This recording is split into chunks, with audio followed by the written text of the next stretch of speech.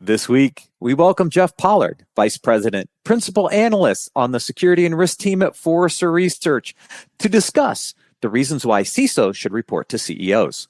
In the Leadership and Communication section, CISO, a job in search of a description, the rise of the BSO in contemporary cybersecurity, when more is less, the dangers of over-communication in teams, and more. Business Security Weekly starts now. This is Security Weekly, for security professionals, by security professionals.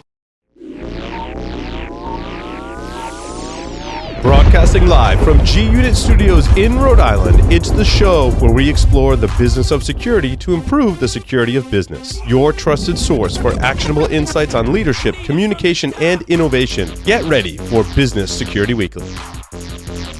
Managing and protecting the world's grueling number of endpoints, enabling Tanium's customers to see, control, and protect every endpoint everywhere. Tanium's mission is to provide certainty in uncertain times with the industry's only converged endpoint management, trusted by the U.S. military and the majority of the Fortune 100. Today, Tanium helps manage and protect nearly 30 million endpoints. Tanium, the power of certainty. Visit securityweekly.com/Tanium to learn more.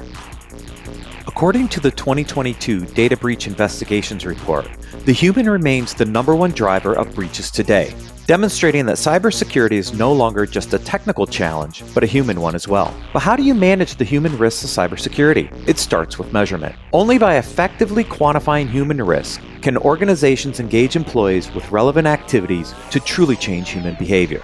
That's human risk management. Map key human behaviors to the business risks that matter most to your organization for free by visiting securityweekly.com/living security. Welcome to Business Security Weekly. This is episode number 298, recorded March 20th, 2023. I am your host, Matt Alderman. Yes, I am in the new house. We'll see if this setup stays this way or we change it. Joining me for my first show in the new location, Mr. Jeff Mann. It's been forever, Jeff. Welcome. Hey, Matt. I didn't even know you were moving to a new house. That's how long it's been. You've probably been chatting about it for months. I don't know the last time I was on this show. It's been years. I have. Everybody's seen me. It's been a while. It might have been pre-COVID since Everybody's I've been seen on this me show. in the rental house, so they've... Ooh, that's a really long time. Yep. Also joining us for the first time, Ryan Morris. Welcome, Ryan. Thank you very much, sir. Glad to be here. Glad you're here with us today. All my other co-hosts were off today for some reason. I think Tyler was driving to Texas, but he's not coming to see me, and I don't know where Jason is. So, Security Weekly listeners, Identiverse 2023 is heading to Vegas.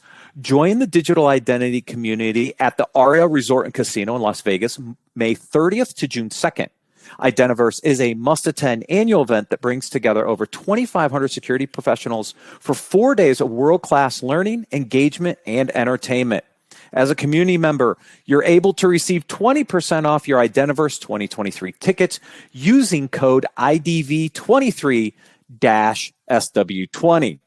Register today at securityweekly.com/Identiverse 2023.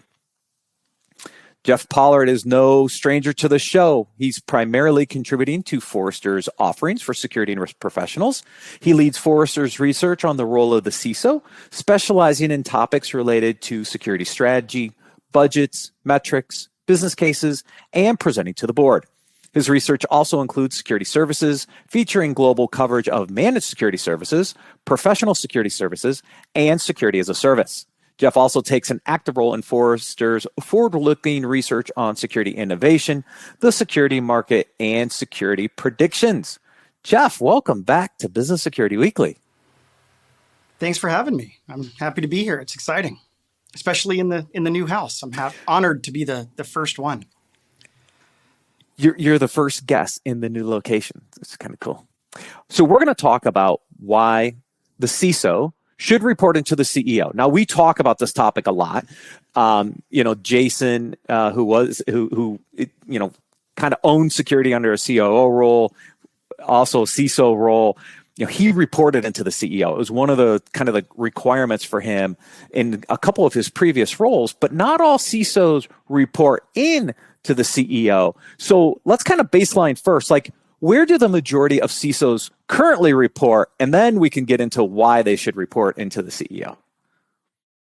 Yeah, so the big change here, and it's one that's happened over the last few years, is pretty interesting. So if you were to go back to, say, 2021 and before, historically, the vast majority of security leaders reported into the CIO, the Chief Information Officer, or they were reporting to someone in IT, maybe a VP of IT, Director of IT, et cetera. Starting around 2021, in 2022 and 2023, we started to see a major shift in that where now more security leaders were reporting into the CEO or the board than ever before, and they began to eclipse the number that were strictly reporting into the IT organization. And I think that's largely caused by a few factors. One, security matters, and most people know that now, right? Security is more visible. It directly touches revenue in ways that it hasn't before. It's become a customer concern, a partner concern, a supplier concern, certainly a cyber insurer. And of course, we've always had regulators that were focused on this. But the moment that security really started touching revenue, we started to see more and more security leaders starting to be elevated up into that role where they're now a peer of the CIO and a full member of the C-suite, as opposed to being reporting into the CIO and being proxied from the full executive leadership team and or the board, which is the big change. Right. Which makes sense.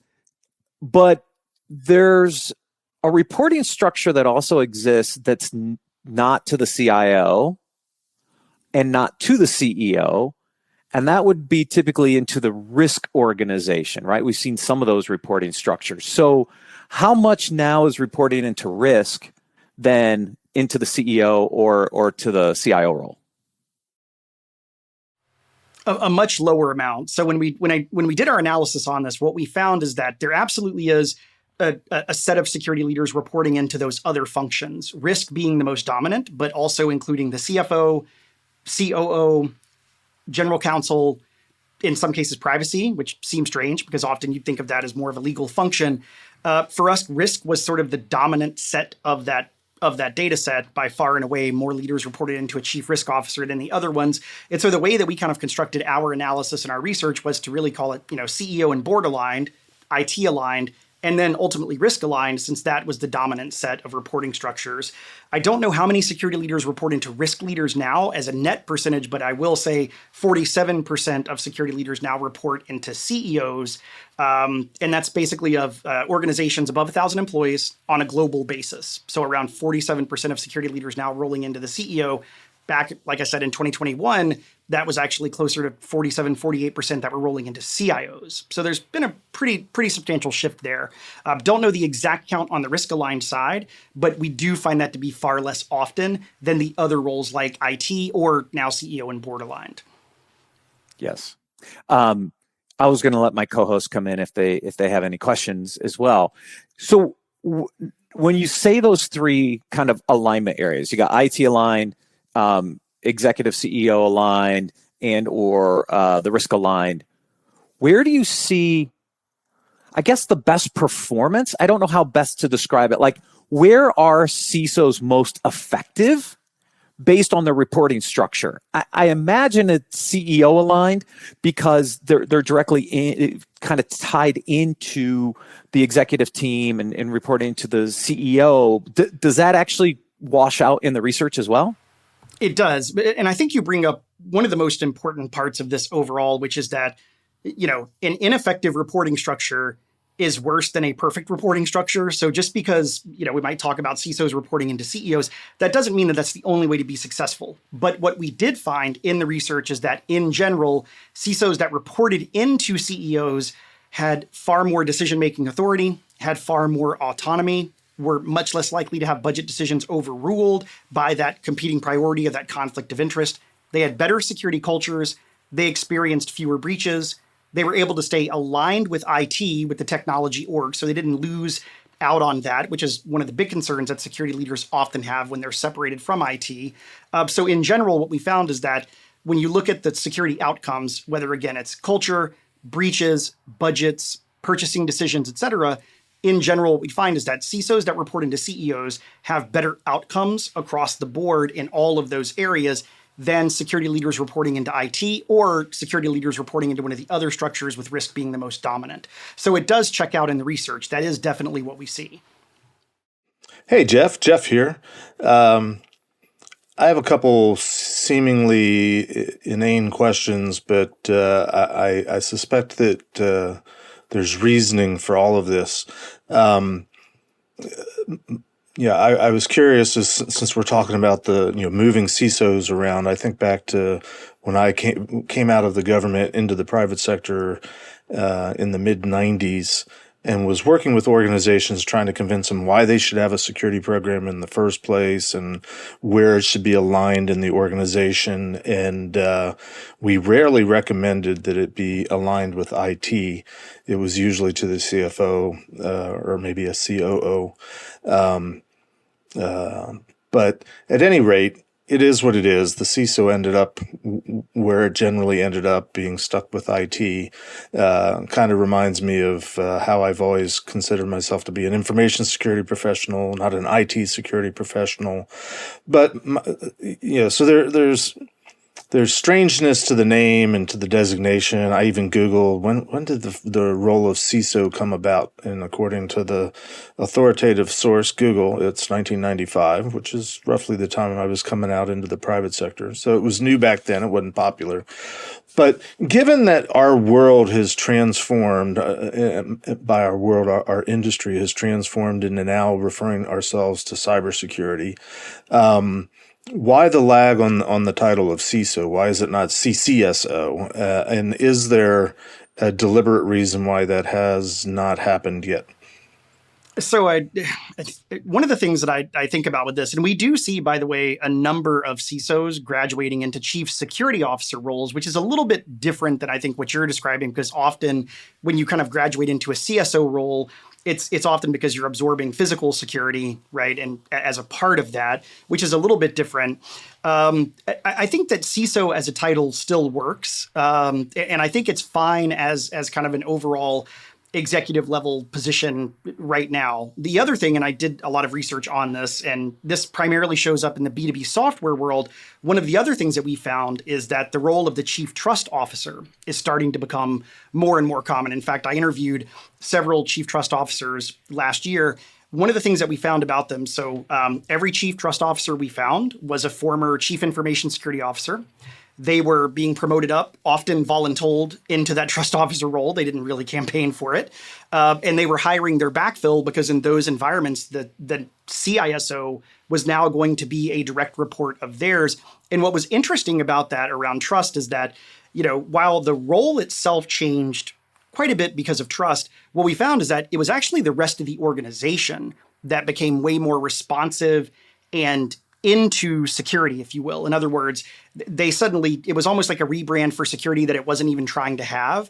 So that is one of those paths. So we do see CSO and maybe CTRO as potential points for this, although the extent to which security leaders need to be elevated into those roles is sort of up in the air. If CISO is now becoming the executive level title, then we may not need those other options in the way that they might have existed in the past. So that is one of those interesting angles. We'll have to see how it shakes out. I do think that one of the best parts of this, though, in terms of separating from IT is good in that we still rely on technology to do our job, but we all know that security needs to do more than technology in order to do the most effective job. And I think that separating out from IT will be one of the ways that happens.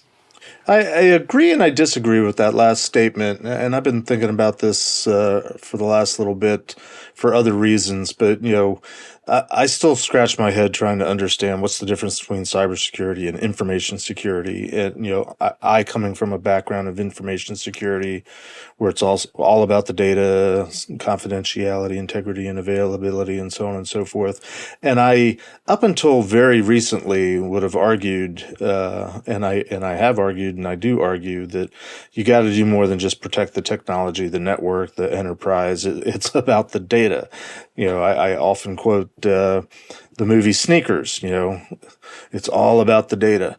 But given where we are in the state of technology, Most businesses would fall to their knees if the technology was simply unavailable that they rely on so much. Forget the IT part of it, but just the technology.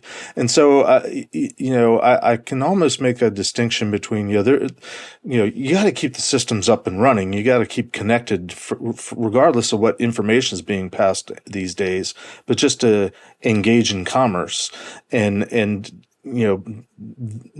it's sort of come full circle, and it is back on. You got to protect the technology and keep everything up and running, and that's a huge full-time job, independent of what I would ordinarily say as an old timer, where you got to protect the information. It's all about the information. Well, so I agree with you. I actually agree with you almost 100% on this, and here's why. One of the things that we've noticed at Forrester is that the technology of a brand is now synonymous with that brand. So for most, to your point, for most companies out there, when you think about the technology of that company, it's synonymous with the company itself. Your experiences that sit on top of that technology is how you think of and perceive that brand. So I think that when we talk technology versus IT, I think there's a little bit different, right? One of the challenges with traditional information technology is that it's been very focused on kind of internally facing activities, enable the company to work, enable employees to do their jobs. And then you kind of had this other division. It was, application development or something else that was more, or product management that was externally facing, right? It was more about the customer. So there was kind of this internal versus external focus. The thing that I've seen consistently from chief information security officers is that they've navigated that internal versus external split without necessarily needing a new title, because now more security leaders than ever are customer facing in ways they hadn't been in the past. When you think about a lot of companies now, a core part of the responsibilities of the chief information security officer is evangelizing security to partners and customers. But especially on the customer side, whether you're B2B or B2C, I can go to my bank website now and there's a letter from the CISO telling me about why I should have two-factor authentication. I can look up other major technology vendors and they're leading training sessions for users on how to secure their platforms or whatever it is. So I think that IT took a little bit longer to sort of make that switch between internal versus external. And for one of the first times, I think security actually navigated that transition early and better than IT did. And that's part of the reason why I think we're now seeing security elevated against IT. It's not that IT is bad, don't get me wrong. Certainly I don't cover it, so I like security more, but that's a separate issue. But when I sort of look at this, part of the reason why CISOs are becoming more prominent is because this is a topic of concern for customers, consumers. If you're B2B, it's where you're going to spend most of your time. But even if you're B2C now, it's become more and more of a concern because of the regulatory environment and customer concern. So I actually agree with you. I think that technologies and brands are the same. And what security has managed to do right now is prove that protecting that technology and protecting the brand are sort of synonymous. And I think we understood that before IT understood it because of our unique perspective. So, Jeff, Ryan Morris here. I want to jump in with a couple of questions, right? I like your analysis that this is a function of the business, not just a function of the IT department. In much the same way, people who do CAD design for new product development, that's a business function that relies on technology tools. The contact center is a business function that relies on technology tools. It seems to me that the benefit here that we're getting in the elevation or the reorg of the CISO, to answer directly to this, it's less about whether they get the ear of the CEO, and it's more about whether they are equal stature and therefore cannot be overruled by the leaders of the other organizations. I'm sure you've seen that, right, in your experience. The VP of sales would love to eliminate a lot of these tools and just go faster, right? The VP of the contact center is like, seriously, why do we have to have all of these resources?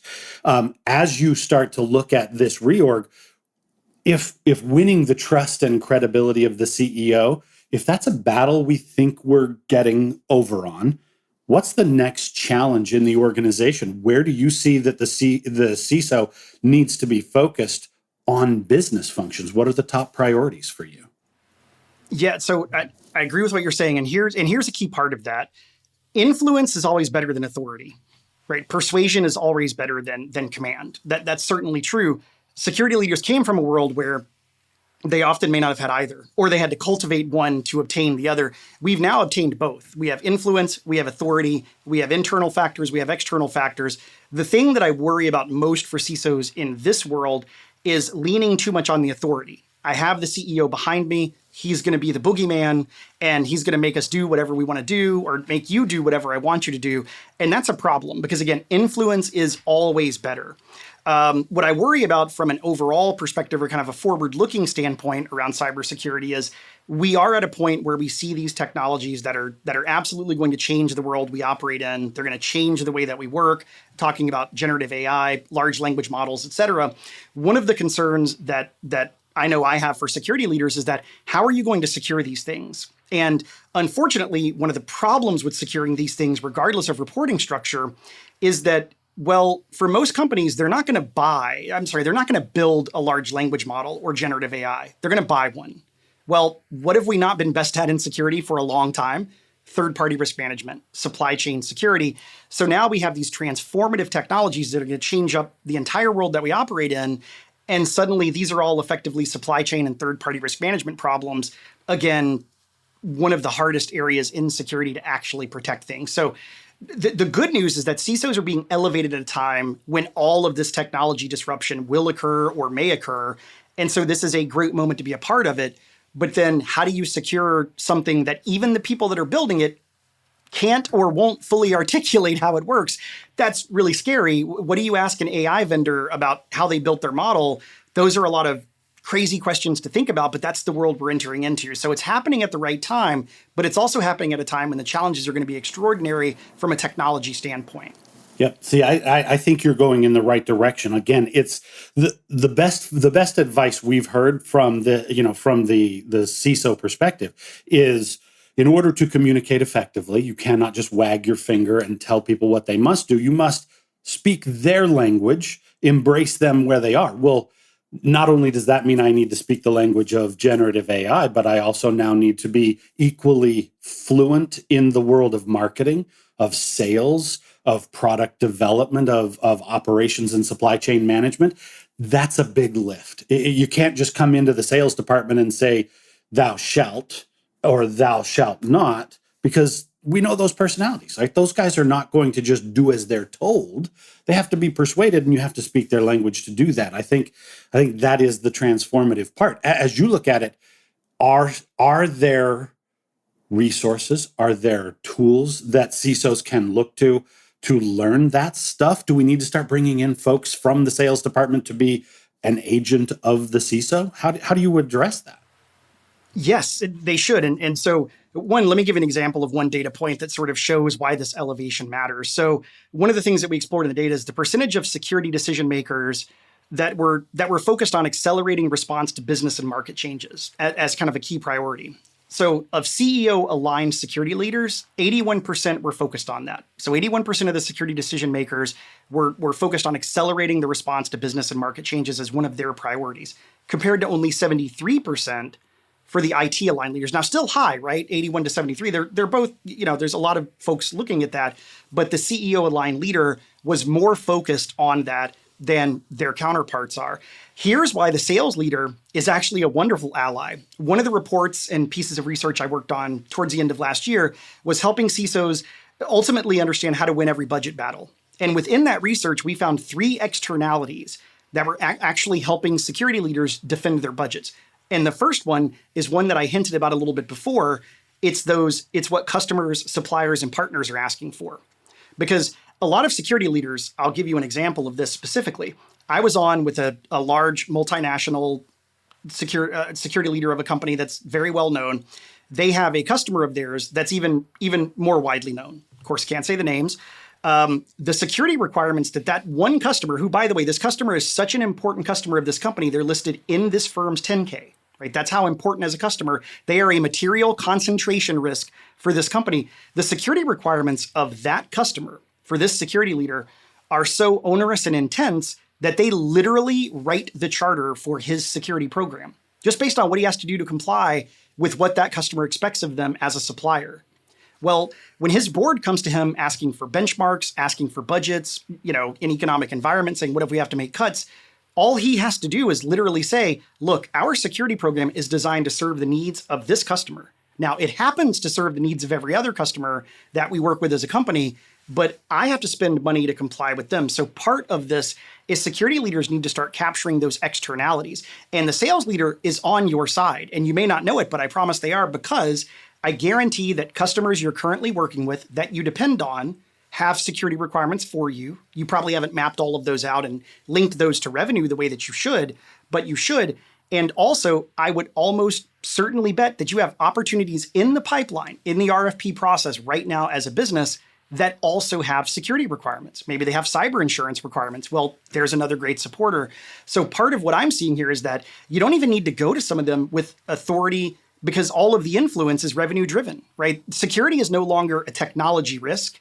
It's a business risk, because once it starts touching revenue, that's the way it is. So sales leaders, you better believe they love the security leader that's willing to get on the phone and negotiate things about product security, because you're helping them drive deals. So one of the things security leaders haven't done a great job of is capturing those externalities and using them.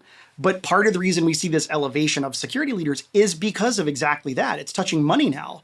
And once it touches money, all of a sudden you become really, really important. And Jeff, that also means that the skill set of the CISO is going to change drastically, right? The original CISO was more technical, more hands-on, managing software and in the different solutions. This is a completely different skill set. I mean, this is a business leader who understands how to talk business, risk, sales, understands the impact of that. It's a different skill set. So the role of the CISO and the skill sets are also shifting as these alignments are shifting as well. Yeah, and it's going to be really difficult, because if you are someone that grew up inside technology, heck, maybe the reason that you migrated to security was because you didn't have to talk to all the other people, right? Maybe that was part of the reason why you liked this. It was more technology, it was more hands-on keyboard. And then, perhaps you sort of were voluntold into CISOs, right? There's a whole lot of stories of how security leaders got their first CISO gig. It was like, well, they said who wanted to run security, and I stood still and everyone else stepped back. So that was how I got the first gig or whatnot. But it's requiring a different skill set, because now what's happening is that as technology is synonymous with the brand, and as security becomes a key part of that brand, that also means the security leader needs to become more customer facing, right? They're going to start to become more a key evangelist for that company, whether it's B2B or B2C. Certainly you're going to see it faster and sooner in the B2B world, where, business deals and contracts are negotiated on this, but it's also starting to matter from a B2C perspective. And so, yeah, it does require a different skill set. It requires being much more comfortable in customer facing activity, but it also means that if you've ever been a security leader that struggled to show the value of your security program or proving the value of that program, well, guess what? If you're doing a lot of customer facing activity, well, you are proving the value of your program. Right? There's a legitimate ROI if you are helping drive deals, if you're helping be the face of security for that particular brand, but you can't do it the way you've done it before. One of the reports we've written is about the 6 CISO types. And 2 of the types in that report, we have a transformational security leader, which is about going in and kind of overhauling and rebuilding programs or building programs. And then we have a customer-facing security leader. We wrote this about 3 to 4 years ago to kind of forecast this change, which is that you are now going to start to see CISOs become a direct part of the pre-sales initiatives of the company and the current the customer retention efforts of the company. But it does require a whole different mindset and requires you to be much more willing to do the webinars, to interface directly with partners and prospects, to become, like I said, the face of the cybersecurity program. Yeah, which means if you are aligning your CISO to one of these 3 areas, right? IT, CEO, or risk aligned, the skill set you're looking for when you go to hire that CISO will vary depending on where that position is going to report, which I think we'll talk about this in the next segment, because there's a couple articles that link into this conversation. But it's going to be very important to craft the right job description and the right skill set based on where that CISO is going to report. So businesses need to get this right as well. Yeah, and in CISO Career Paths, the 3rd version of that report that we did, we take and we go look at sort of Fortune 500 CISOs, and we look at their career paths, backgrounds, education, attainment, title level. One of the things we find is that the SVP level title, which has gone up year over year, one of the positives of that is that means more CISOs now being part of that executive leadership team. But we also find that in general, the SVP level CISOs are on their sort of between their second and third CISO role, generally not their first CISO role. Now, part of that is to break into the Fortune 500, which takes one or two roles in the first place. But even to get that title once you've been there, it often requires you to have sort of a second or third go at that gig. And the way that one security leader put it, she's had that level of title in a number of gigs. And she just sort of said, I'll tell you two things about my next CISO roles. One, I won't report to a CIO. And two, I won't take it without an SVP level title. And the reason why was very clear for her. It was all about the fact that for me to be successful in leading this program, I need to report into the CEO because I've tried it other ways and it just didn't work. Not every leader needs that or has to have that, because sometimes the CIO you report to might be a fantastic ally, someone that's aware of the conflict of interest that can be presented between security and IT, but most aren't, right? Most aren't as aware. And it's just incentives exist. Putting someone in a position to go against their own incentives to choose security over some other initiative, it's just tough. It's not the right thing to do. When you separate security out and you make it part of the CEO's office, then suddenly the peer of a CIO is now in the same meeting as the CISO. They're not proxying them. And so you can have a more forthright discussion without worrying about the implications of going against your boss. And I think that's part of why we're seeing it. So SVP level titles are up, which is also fantastic. The other part to me is that just as someone that cares passionately about the clients I work with, the people I talk to, the research I do, look, there are other reasons why reporting into CEOs is great reporting into CEOs is great for CISOs, not the least of which is comp. If you're reporting into the CIO, your comp structure is different than if you're reporting to the CEO. And I want CISOs to make more money because I work with CISOs and I like CISOs and I want them to do well. So to me, there's just a lot of different reasons why this is such an awesome situation for security leaders. And it's not always just the pure benefits of the gig. There's also these kind of other side effects to it that make it fantastic for them as well. Yeah. Yep. I think this is great, Jeff, because as CISOs kind of figure out their next role, right? I mean, you said it. You need 2 under your belt before you get into the Fortune 500, which means, 2 gigs at 18 months a pop. That's 3 years, 3 to 4.5 years. You're getting into that position, but you have to understand that journey to get there and kind of what you want as a CISO. So I think the insights here have been just fantastic. Awesome. Yes. Yeah. Thanks for having me. This is a topic I'm pretty passionate about. It's awesome to see security leaders doing what they need to do, getting the authority and influence they need, but also these externalities helping them. That to me is one of the best parts. Like if you're in cybersecurity now, TMZ does articles about us. We're on the front page of papers. We're cool. Mm-hmm. Your family may not care that you're cool. Mine doesn't. I tell them they're uninterested. But right. I mean, we are everywhere. Security is at this kind of point now where culturally there's a tremendous amount of significance, and we're seeing that pay off in the roles and in the field, which is great for everyone. Absolutely. Thank you, Jeff, so much for joining us on Business Security Weekly. We're going to take a quick break and then cover the leadership and communications articles for this week.